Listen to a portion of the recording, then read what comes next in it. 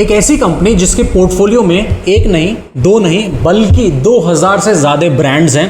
एक ऐसी कंपनी जो कि एक या दो देशों में काम नहीं करती है, बल्कि 190 से ज्यादा देशों में ये अपने प्रोडक्ट को सेल करती है और वहां पे ये बिजनेस करती है। अगर हम इसके टर्नओवर की बात करें तो छोटा मोटा टर्नओवर नहीं है, बल्कि 111 बिलियन डॉलर से ज्यादा का टर्नओवर ये कंपनी करती है। अगर हम बस इंडिया की बात करें तो अपने प्रोडक्ट्स बेच के लगभग सालाना ये 24,000 करोड़ से ज्यादा का रेवेन्यू सिर्फ ये अकेली कंपनी करती है। वीडियो काफी इंटरेस्टिंग होने वाला है और इस पर्टिकुलर कंपनी से हमें सीखने के लिए बहुत कुछ है। अगर मैं इनके कुछ पॉपुलर ब्रांड्स के नाम बताऊं तो ब्रांड्स जैसे कि मैगी, किटकैट, मंच, सेरेलैक, मिल्कमेड, ये सारे ऐसे ब्रांड्स हैं जो कि आज के समय में इंडियन कंज्यूमर्स के बीच अपना एक बहुत ही बड़ा फुटप्रिंट रखते हैं और लगभग हर घर में इनके प्रोडक्ट्स यूज होते हैं। वीडियो काफी इंटरेस्टिंग होने वाला है और सीखने के लिए बहुत कुछ है। तो अगर आप बिजनेस फील्ड में रुचि रखते हैं या फिर आप एक एंटरप्रेन्योर हैं तो मैं आपसे रिक्वेस्ट करूंगा कि आप इस पर्टिकुलर वीडियो को एंड तक देखिए, बिकॉज इतनी बड़ी कंपनी बनाना कोई आसान बात नहीं है। और अगर इतनी बड़ी कंपनी बनी है तो कुछ ऐसे तरीके होंगे जिन तरीकों को इस कंपनी ने इंप्लीमेंट किया होगा और उसी वजह से आज के समय में ये कंपनी इतनी सक्सेसफुल है। अच्छा, सक्सेस आसानी से नहीं मिलता है, इस कंपनी के लिए भी सेम हुआ। चैलेंजेस फेस किए, इस कंपनी ने कुछ गलत तरीके भी अपनाए जिस वजह से इस कंपनी को बहुत ही बड़ा बैकलैश फेस करना पड़ा। बट उन चीजों को इस कंपनी ने देखा, उसे चैलेंज के तौर पे एक्सेप्ट किया और उसका सोल्यूशन निकाला। और आज के समय में अगर हम नूडल्स कैटेगरी की बात करें तो मैगी अपने आप में एक बहुत बड़ा ब्रांड है और मैगी को दिमाग से हटाना वो इम्पॉसिबल है। तो अगर आप वीडियो में यहां तक बने हुए हैं, मैं आपसे रिक्वेस्ट करूंगा कि अगर आप चैनल पे नए हैं तो चैनल को सब्सक्राइब जरूर कीजिएगा। सब्सक्राइब कीजिए ना कीजिए, बट वीडियो को एंड तक जरूर देखिएगा। मैं नहीं चाहता कि आपसे कुछ ऐसा इंफॉर्मेशन छूट जाए जिससे आप अपने बिजनेस में थोड़ा पीछे हो जाए। अगर आपको वीडियो अच्छा लगे तो वीडियो लाइक कीजिएगा। अगर आपको वीडियो अच्छा ना लगे तो वीडियो को फ्रीली डिसलाइक कीजिएगा और अपने कमेंट्स और फीडबैक्स को नीचे कमेंट सेक्शन में जरूर मेंशन कीजिएगा और अपने फ्रेंड्स और फैमिली के साथ ये वीडियो जरूर शेयर कीजिएगा ताकि उन्हें भी कुछ अच्छा इंफॉर्मेशन मिल सके। बिना समय गंवाए अब हम लोग करते हैं वीडियो की शुरुआत। वीडियो में आगे बढ़ने से पहले सबसे पहले हम लोग जान लेते हैं कि इस कंपनी की शुरुआत एक्चुअल में कैसे हुई थी। ग्रोथ स्ट्रेटजीज तो हम लोग जान लेंगे, बट ये तो जान लें कि कंपनी शुरू कैसे हुई थी। इस कंपनी की शुरुआत 1867 में हेनरी नेस्ले ने किया था। हेनरी नेस्ले एक कमाल के आदमी थे, वो स्विट्जरलैंड के रहने वाले थे। जब इनिशियली उन्होंने सोचा कि मुझे कुछ प्रोडक्ट लॉन्च करना है तो उन्होंने मार्केट रिसर्च करना शुरू किया। एक मेडिकल कंडीशन इन्होंने पाया जो कि बहुत इंटरेस्टिंग है और जानना भी बहुत ज्यादा जरूरी है। जब फीमेल्स अपनी बेबीज प्रोड्यूस करती हैं तो उस टाइम पे कुछ ऐसी फीमेल्स होती हैं जो कि ब्रेस्ट फीड अपने बच्चों को नहीं करा पाती हैं, जो कि एक बहुत ही सीरियस चीज है। और इस चीज के ऊपर उन्होंने अपना काम करना शुरू किया। उन्होंने सोचा कि इसका ऑल्टरनेटिव क्या हो सकता है। एक माँ के लिए उनका बच्चा बहुत प्यारा होता है और एक माँ अपने बच्चे के लिए कुछ भी कर सकती है। तो उन्होंने सोचा भाई पहले ये प्रॉब्लम को हम लोग केटर करते हैं, कुछ सोल्यूशन निकालते हैं। तो जब मार्केट रिसर्च ये कर रहे थे तो R&D वगैरह सारी चीजें हुई, मार्केट रिसर्च हुआ, सारी चीजें हुई। एक इंटरेस्टिंग प्रोडक्ट निकल के आया जो कि क्लेम करता था कि अगर उस पर्टिकुलर पाउडर को आप गर्म पानी करके उसमें मिला दें तो वो सेम न्यूट्रिशन वैल्यू देगा जो कि एक मां के दूध से आता है। ऐसा वो कंपनी क्लेम करती थी। शुरुआत में चीजें तो बहुत अच्छी हुई, धीरे धीरे उन्होंने मार्केट में अपने प्रोडक्ट को लॉन्च किया और मार्केट में अच्छा रिस्पांस मिला। बट ग्रोथ की बात जब आई तो ग्रोथ में क्या चाहिए होता है कि हमारा कंज्यूमर बेस कितना है। अगर आप बिना अपने कंज्यूमर को समझे कोई प्रोडक्ट लॉन्च कर दें और उसे ज्यादा स्केल ना कर पाए तो उस बिजनेस को करने से अच्छा आप एक NGO चला लीजिए। बिकॉज धंधे का मेन मकसद ये होता है कि उसे ग्रो कीजिए, प्रॉफिट्स कमाइए और सोसाइटी का वेलफेयर कीजिए। तो इन्होंने देखा भाई हमारा बस 1% मार्केट शेयर है अगर हम इस प्रोडक्ट के ऊपर काम करते हैं, तो अब इस 1% के मार्केट शेयर को बढ़ा के हम और कितना बढ़ा सकते हैं, इस चीज के ऊपर काम करना शुरू किया गया। तो वहां से कुछ ऐसी स्ट्रैटेजीज इस कंपनी ने अपनाई जिससे कि आज के समय में सेरेलैक, अगर मैं बताऊं तो लगभग हर बच्चा जो पैदा होता है वो सेरेलैक कभी ना कभी तो अपने ड्यूरिंग द अर्ली डेज वो कंज्यूम करता ही करता है। तो वो स्ट्रैटेजीज क्या है वो तो हम आगे के वीडियो में डिस्कस करेंगे। सेरेलैक इन्होंने एक प्रोडक्ट शुरू किया बेबी केयर कैटेगरी में। अब इन्होंने देखा कि भाई खाने के लिए लोगों को कुछ जल्दी चाहिए, कुछ स्नैकिंग ऑप्शन बनाया जाए, उसके लिए इन्होंने मैगी मार्केट में उतार दिया और मैगी का मार्केट शेयर क्या है वो तो आप लोग जानते ही हो। उसके बाद से इन्होंने कंडेंस्ड मिल्क के फॉर्म में मिल्कमेड निकाला। चॉकलेट्स में भी ये लोग एंटर किए जिससे कि किटकैट निकाला, have a break have KitKat, ये कैंपेन इनका बहुत ज्यादा वायरल हुआ। मंच इन्होंने निकाला और भी काफी सारे प्रोडक्ट्स निकाले। एक बहुत ही मेजर कैटेगरी में जो नेस्ले काम करता है वो है पैकेज्ड वाटर की कैटेगरी। पानी बहुत ही नॉर्मल चीज है और पानी से इनका लगभग 15% मार्केट शेयर इनका पैकेज्ड वाटर कैटेगरी में वर्ल्ड वाइड ये होल्ड करते हैं, जो कि एक बहुत ही सिग्निफिकेंट फिगर है। और इनके रेवेन्यू का टोटल 11% जो रेवेन्यू आता है वो बस पानी बेच के आता है। तो वाटर कैटेगरी में भी, पैकेज्ड वाटर कैटेगरी में भी ये लोग काम करते हैं। तो काफी ब्रॉड प्रोडक्ट पोर्टफोलियो, और इन्हीं प्रोडक्ट पोर्टफोलियो के चलते मैंने जो शुरू में बताया, ये कंपनी लगभग 2000 से ज्यादा प्रोडक्ट्स अपने पोर्टफोलियो में रखी हुई है, जिसकी वजह से इस कंपनी के सक्सेस में एक बहुत ही मेजर कंट्रीब्यूशन होता है। ये लोग रिस्क को मिटिगेट करते हैं, अगर ये नहीं चला तो ये चलेगा, ये नहीं चला तो ये चलेगा। So these things are being used by these companies. अब हम ये जानते हैं कि ग्रोथ स्ट्रैटेजीज क्या रही। हमने इनिशियल जान लिया कि भाई कंपनी शुरू कैसे हुई थी, अब ग्रोथ स्ट्रैटेजीज क्या रही, और यहाँ पे सीखने के लिए भी हमारे लिए बहुत कुछ रखा हुआ है। सो इनकी ग्रोथ स्ट्रैटेजी हम स्टार्ट करते हैं इनके पहले प्रोडक्ट से। इनका जो पहला प्रोडक्ट था वो था सेरेलैक, जो कि वो फीमेल्स यूज करती थी जो कि अपने बच्चों को ब्रेस्ट फीड नहीं करा पाती थी। तो सेरेलैक या फिर नेस्ले ने यहाँ पे क्या देखा कि देखो, जो महिलाएं हैं वो अपने बच्चों का ख्याल रखने के लिए अपने डॉक्टर से रिकमेंडेशन लेती हैं। तो नेस्ले ने यहाँ पे दिमाग लगाया कि हम क्यों ना डॉक्टर बनके उन फीमेल्स को या फिर उन मदर्स को ये प्रोडक्ट पहुंचाएं in form of free samples, ताकि वो फीमेल्स इस प्रोडक्ट को यूज करें, और यूज करने के बाद से अगर उन्हें अच्छा लगता है तो इस प्रोडक्ट को फिर वो महिलाएं अपने नजदीकी दुकान से ये प्रोडक्ट खरीदे। जब नेस्ले ने इस कैंपेन की शुरुआत की तो इन्होंने क्या किया, इन्होंने सेल्समैन रखा in form of nurses, in form of doctors. वो नर्सेज क्या करती थी, हॉस्पिटल्स में जाती थी, नर्सेज के कपड़े पहनती थी, और जो मेल्स रहते थे वो डॉक्टर के टाइप में कपड़े पहने रहते थे, ताकि जो पेशेंट्स हैं उन्हें लगे कि ये कोई डॉक्टर या फिर नर्स है। और ये जो सेल्समैन थे ये क्या करते थे, उन महिलाओं के पास जाते थे, बताते थे कि एक हमारा प्रोडक्ट आया है, सेरेलैक करके है, इसे आप यूज कर सकते हो, इसमें जो न्यूट्रिएंट्स हैं वो सेम है जो कि आप नेचुरल ब्रेस्ट फीडिंग करते हो। महिलाओं को या फिर फीमेल्स को अच्छा लगता था तो उन्होंने वो फ्री सैंपल्स उन लोगों से लिया, और जब लिया और इसे यूज किया तो उन्हें भी एक सेंस ऑफ कन्वीनियंस आया, एक सेंस ऑफ ट्रस्ट आया, बिकॉज एक डॉक्टर बोल रहे कि अब इस प्रोडक्ट को यूज करो।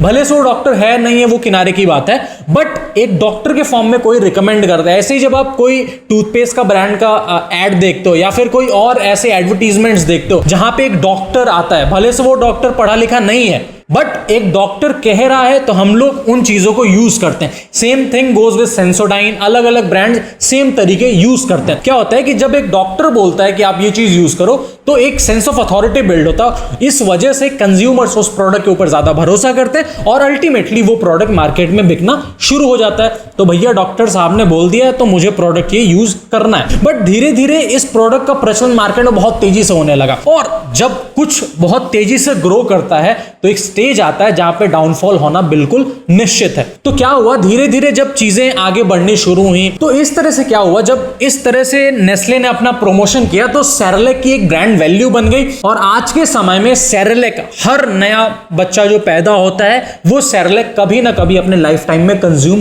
करता है। इस तरीके से नेस्ले ने अपना एक ब्रांड वैल्यू बनाया मार्केट में, और आज के समय में वो बहुत ही बड़ा ब्रांड बना हुआ है। अगर हम बेबी केयर सेगमेंट की उनकी बात करें, सेरेलैक अपने आप में एक फिनोमिनल प्रोडक्ट है, फिनोमिनल ब्रांडेड प्रोडक्ट है। मैं प्रोडक्ट नहीं कहूंगा बिकॉज इसके बारे में आगे आपसे डिस्कशन करूंगा जब हम फेलियर्स की बात करेंगे। तो इस तरह से सेरेलैक ने अपनी ब्रांड वैल्यू बना ली। अब भाई आई मैगी की बात। देखो, जब नूडल्स कैटेगरी था ना, जब नूडल्स कैटेगरी इवॉल्व हो रहा था तो उस टाइम में काफी ब्रांड्स हुआ करते थे। अगर हम इंडियन नूडल्स मार्केट की बात करें तो इसमें काफी सारे प्लेयर्स हैं। आप जैसे आईटीसी का यीपी नूडल्स है, टॉप्स का टॉप्स नूडल्स है, गोल्डी का 11 नूडल्स है, वाई, ये सारे अलग अलग नूडल्स ब्रांड है। बट अगर आपको नूडल्स खाने का मन होता है सबसे पहले आपके दिमाग में मैगी आता है। आज के समय में नूडल्स और मैगी सिमिलर पोजीशंस होल्ड करते हैं। ऑल्दो मैगी एक ब्रांड है, कंज्यूमर्स ऐसा सोचते हैं कि अगर मुझे नूडल्स खाना है तो मतलब मैगी खाना है मुझे। तो इस तरह की स्ट्रॉन्ग पोजीशनिंग मैगी बना चुका है। ये एक रात में नहीं हुआ। जब मैगी इनिशियली मार्केट में आया था ना तो इंडियन मार्केट समझ नहीं पाया था कि मैगी एक्चुअल में है क्या।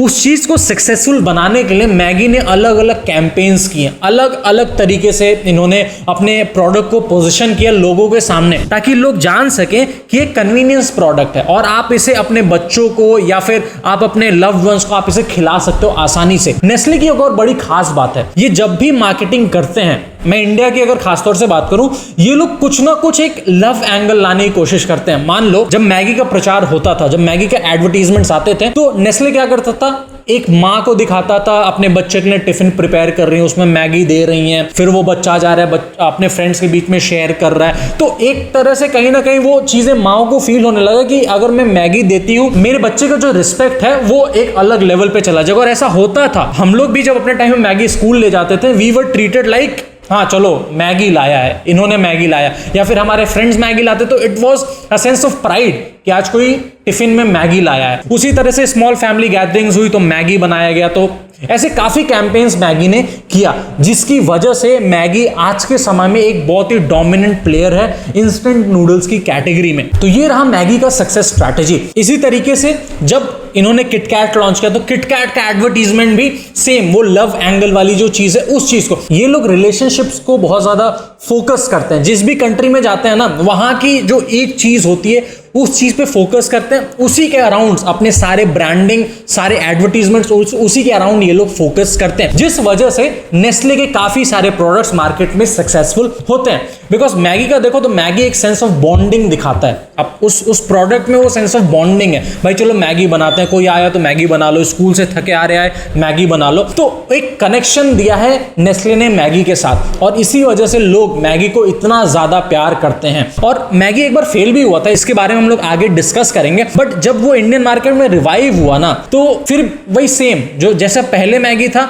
वैसा आज भी मैगी है, और मैगी को रिप्लेस करना इट्स नेक्स्ट टू इम्पॉसिबल। इतना स्ट्रॉन्ग फुटप्रिंट है मैगी का इंडियन मार्केट में। Same things goes with KitKat. जब किटकैट को लॉन्च किया गया, सेम वही चीजें की गई जिस तरीके से पिछले ब्रांड्स को इन्होंने लॉन्च किया। जब ये प्रोडक्ट अपना लॉन्च करते हैं किसी देश में या फिर किसी एक अलग ज्योग्राफी में, तो ये लोग कोशिश करते हैं कि जहां पे भी हम लॉन्च कर रहे हैं ना, वो या तो एक बैकवर्ड एरिया हो या फिर जहां पर रिसोर्सेज वो इजिली अवेलेबल हो। इसी तरीके से जब इन्होंने अपना पैकेज्ड वाटर का सेगमेंट निकाला था, तो इन्होंने अफ्रीकन कंट्रीज, पाकिस्तान, ऐसे अलग अलग देशों में गए जहां पे दिखा इन्हें कि चीप लेबर अवेलेबल है, रिसोर्सेज की इजी अवेलेबिलिटी है। इस तरीके से वहां पे लोग जाते थे और वहां पे एक प्रोडक्ट डेवलप करते थे जिस प्रोडक्ट की नीड हो। अब देखो अफ्रीकन मार्केट में हेल्थी ड्रिंकिंग वाटर अवेलेबल नहीं है, क्लीन ड्रिंकिंग वाटर अवेलेबल नहीं है। वहां पे ये लोग गए, पानी अवेलेबल था, उस पानी को इन्होंने प्यूरिफाई किया, प्यूरिफाई करने के बाद पैकेज किया और फिर उसी मार्केट को सेल आउट कर दिया। इस तरह से क्या होता है, जब एक कंपनी वहां के एक ज्योग्राफी के लोकल रिसोर्सेज को यूटिलाइज करती है तो उसके काफी सारे कॉस्ट बचते हैं। अब जब नेस्ले अपना एक बोतल पानी बनाता है तो एक टैंक पानी जब उसकी फैक्ट्री में जाता है तो उसकी कॉस्ट लगभग $10 के आसपास होती है, और जब वहां से बोतल में पैक होकर निकलता है तो लगभग उसी सेम पानी का रेट $50,000 के आसपास चला जाता है, लगभग 5,000% का प्रॉफिट मार्जिन। और ये मिलता किससे? ये मिलता है नेस्ले को। तो इन सारे तरीकों को यूज करके नेस्ले ने एक स्ट्रॉन्ग पोजीशन बनाया ओवरऑल वर्ल्ड वाइड मार्केट में। और अब हम जानेंगे कि क्या क्या चैलेंजेस फेस करने पड़े नेस्ले को, और इन चैलेंजेस से हम लोग क्या सीख सकते हैं ताकि हम लोग एक एथिकल बिजनेस चला सकें। शुरुआत में नेस्ले को काफी अप्रिसिएशन मिला कि उन्होंने एक प्रोडक्ट बनाया ऐसे कॉज के लिए जो कि बहुत ज्यादा इंपॉर्टेंट था ताकि बच्चों की लाइफ ना जाए। बट ये देखा गया कि इनिशियली नेस्ले का फोकस था सिर्फ 1% मार्केट, जो कि बहुत ही नीश मार्केट था। यहां पे सोचा नेस्ले ने किसे कैसे ग्रो किया जाए, और जब ग्रोथ की बात आई तो ग्रोथ आप एथिकल तरीके से बहुत ज्यादा नहीं कर सकते, आपको कुछ अनएथिकल करना पड़ेगा। And that same case goes with Nestle also. Nestle ने क्या किया,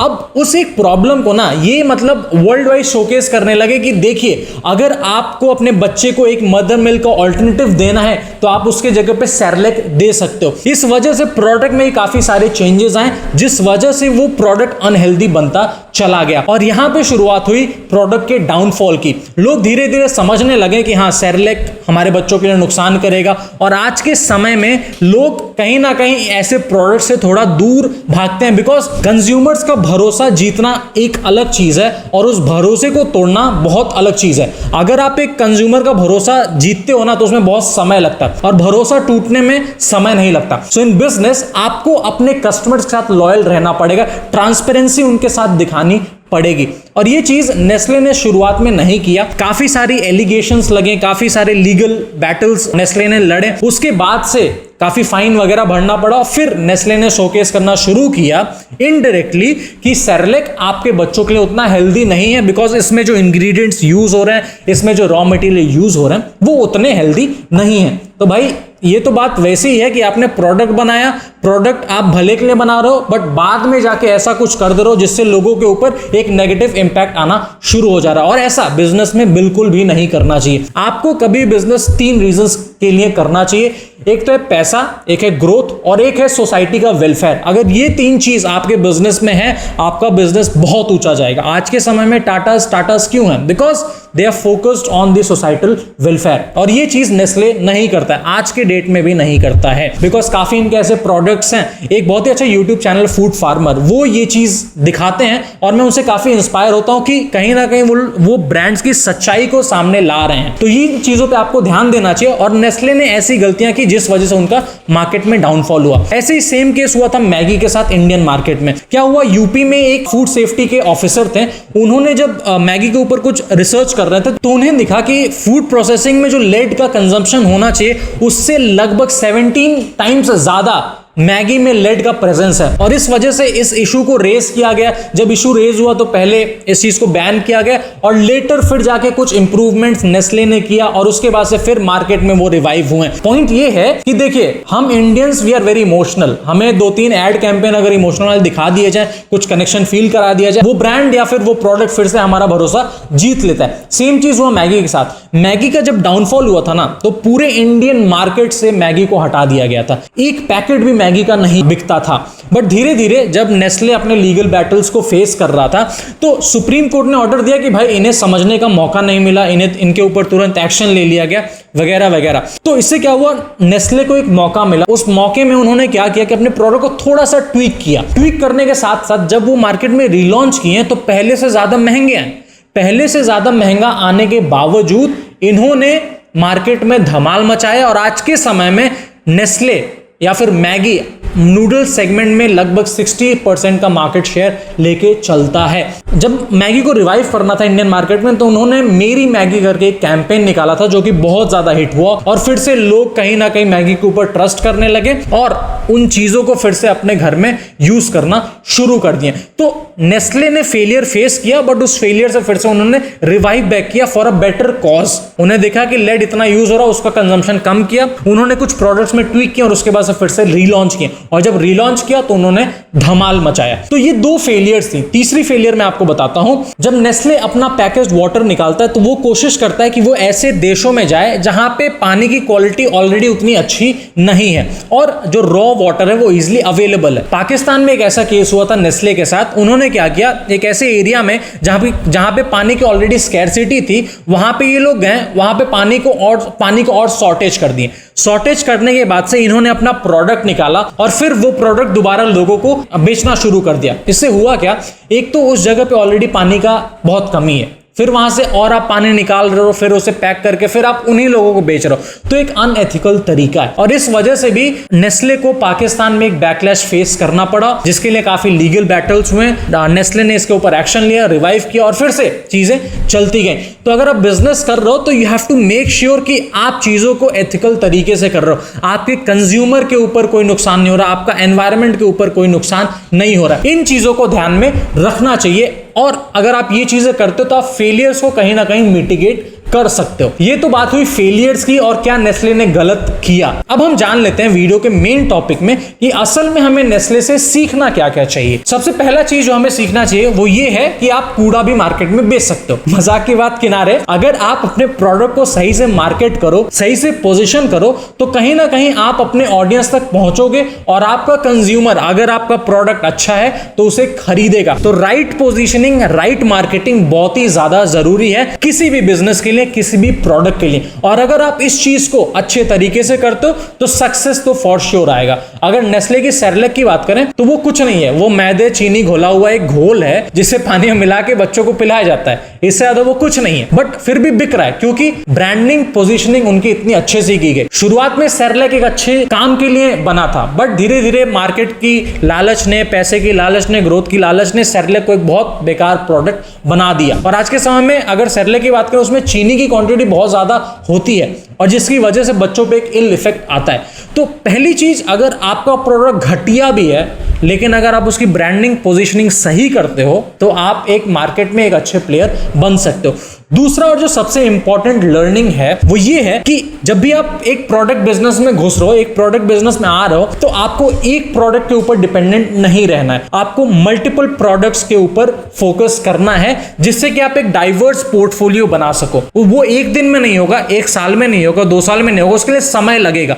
कितना समय लगेगा वो मुझे भी नहीं पता, बट आपको अपना पोर्टफोलियो डाइवर्स करना पड़ेगा, ताकि अगर एक प्रोडक्ट फेल हुआ तो आप दूसरे प्रोडक्ट के बेसिस पे आप मार्केट को कैप्चर कर सको, मार्केट में ग्रोथ ला सको और इवेंचुअली कंपनी को आप मार्केट में सरवाइव करवा सको। तो इसीलिए प्रोडक्ट डाइवर्सिफिकेशन बहुत ज्यादा जरूरी है। मैंने शुरुआत में बताया कि नेस्ले 2000 से ज्यादा ब्रांड्स को ओन करता है, और ओन करता है इसी वजह से अभी तक मार्केट में सरवाइव कर रहा है और इतना बड़ा कंपनी बना हुआ है, इतना बड़ा ब्रांड बना हुआ है। तो आपको डाइवर्स प्रोडक्ट पोर्टफोलियो के ऊपर काम करना बहुत ही ज्यादा जरूरी है अगर आप एक बिजनेस ओनर हैं तो। तीसरी और जो सबसे इंपॉर्टेंट लर्निंग मुझे लगती है, जो मुझे नेस्ले से सीखना चाहिए, देखो बुराई तो हर बिजनेस में होता है। अगर आप बिजनेस में थोड़ा अनएथिकल नहीं होगे तो आप बहुत ज्यादा ग्रोथ नहीं अचीव कर सकते। दैट इज फॉर श्योर, ये ट्रुथ है। भले से आप बोलो मैं कितना भी साफ हूं, that is not the case. तो तीसरी लर्निंग ये है कि आपको जब आपके सामने कोई चैलेंज आए तो उसे ओवरकम करना चाहिए, और ओवरकम करने के लिए आपको शायद अपनी स्ट्रैटेजी बदलनी पड़े, आपको शायद अपने प्रोडक्ट में कोई ट्वीक करना पड़े, या फिर उसको इस तरीके से रीलॉन्च करना पड़े कि मार्केट में आपकी एक्सेप्टेंस और ज्यादा बढ़ जाए। जैसा कि नेस्ले ने मैगी के साथ किया इंडियन मार्केट में। जब उन्होंने मैगी को दोबारा लाया मार्केट में, जो मेरी मैगी कैंपेन था वो बहुत ज्यादा हिट हुआ। और नेस्ले ब्रांडिंग मार्केटिंग करने में एक एक्सपर्ट है, वो किसी भी चीज को बहुत अच्छे से पोजीशन ब्रांडिंग करके मार्केट में सेल आउट कर सकते हैं। तो ये 3 लर्निंग्स हैं जो मुझे और आपको इस पर्टिकुलर ब्रांड से सीखना चाहिए और इसे अपने बिजनेस में इंप्लीमेंट करना चाहिए। तो अब हम आ गए वीडियो के एंड में, और मुझे उम्मीद है कि आपको ये वीडियो अच्छा लगा होगा, इंफॉर्मेटिव लगा होगा, कुछ नया जानने को मिला होगा, आपको अवेयरनेस मिली होगी कुछ प्रोडक्ट्स के बारे में। तो अगर आपको ये वीडियो कहीं से भी इंफॉर्मेटिव लगा तो सबसे पहले आप वीडियो को लाइक कीजिएगा। अगर आपको वीडियो में कोई कमी लगी, कोई चीज अच्छा नहीं लगा, आप वीडियो को फ्रीली डिसलाइक कीजिए। कॉमेंट्स में अपना फीडबैक और सजेशन मेंशन कीजिए, ताकि हम लोग उसके ऊपर काम कर सकें और हम लोग और बेहतर कंटेंट आपके लिए बना सकें। ऐसे ही और बिजनेस के रिलेटेड इंफॉर्मेटिव और एजुकेशनल वीडियोस हम लोग लाते रहेंगे। इसके लिए हमें आपका सपोर्ट चाहिए, और सपोर्ट करने के लिए आप हमारा सब्सक्राइब बटन प्रेस कर सकते हैं, जो कि फ्री ऑफ कॉस्ट है, और इस वीडियो को अपने फ्रेंड्स और फैमिली के साथ शेयर कर सकते हैं। Till then keep watching, bye bye, take care.